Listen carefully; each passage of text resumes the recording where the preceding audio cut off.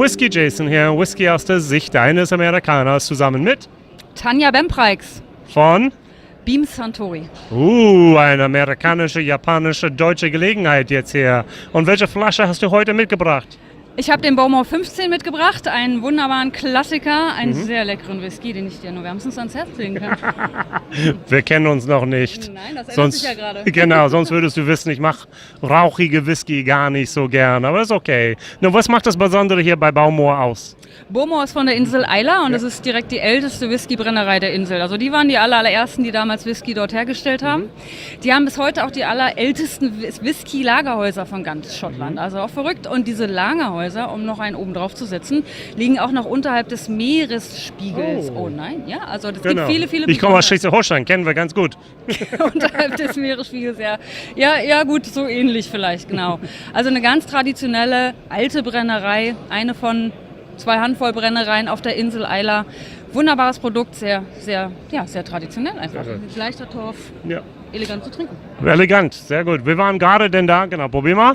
Und da kamen gleich 3 Leute, die unbedingt den 15er bzw. 18er haben wollten.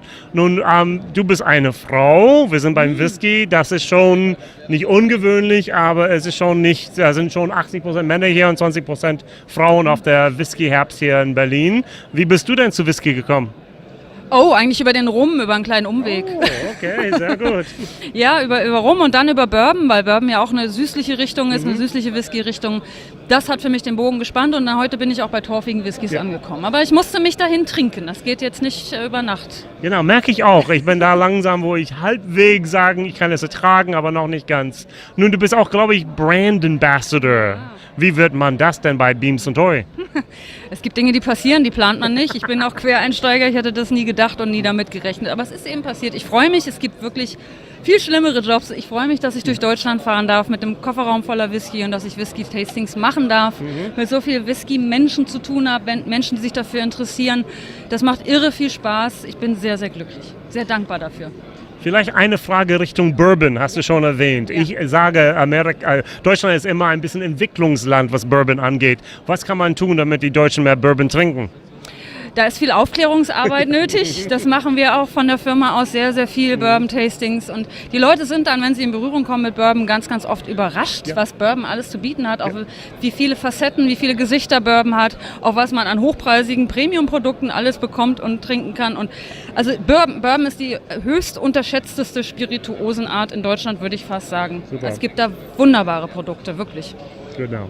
Beim Suntory ist natürlich auch japanisch und da würde man sagen, nicht überschätzt, sondern ein bisschen überteuert, oder nicht? Ja, Angebot und Nachfrage, das alte Spiel. Wenn die Nachfrage das Angebot übersteigt, steigen die Preise. Das haben wir jetzt gerade bei japanischem Suntory-Whisky. Schwierig zu bekommen, das weckt natürlich die Begehrlichkeiten. Ja, das ist, aber ganz tolle Whiskys dabei. Ja. Welcher japanische Whisky gefällt dir am besten? Oh, natürlich auch die man nicht mehr bekommt. Klar. Hibiki 21. Zum Beispiel, aber ich bin auch ein großer Yamazaki-Fan. Yamazaki 18 Sherry Cask, den Jim Murray gekürt hat als Whisky des Jahres unlängst. Also ja, zu Recht, das war ein unfassbar leckerer Whisky, aber es ist auch schon eine Weile her, dass ich ihn probieren durfte, weil es gibt ihn einfach nicht mehr. Genau. Sehr gut. Und von beim Suntory, was kann man in der Zukunft erwarten? Welche Produkte kommen auf den Markt? Da darf ich mich nicht zu weit aus dem Fenster lehnen, ohne meinen Chef vorher gefragt zu haben. Nein, das ist alles gut. Es bleibt immer spannend bei uns und ich meine, dass im neuen Jahr 2019 wieder Japaner erhältlich sein werden, zumindest ein paar mehr, als wir jetzt haben. Ja. Aber genaueres muss ich noch im Dunkeln belassen. Alles gut. WhiskyJason hier, Whisky aus der Sicht eines Amerikaners zusammen mit Tanja Bempreiksz. Und welcher Whisky gefällt dir am besten in der Hand? In der Hand habe ich ja jetzt gerade nur einen, Baumer 15. Yay! Vielen Dank. Sehr gerne. Okay.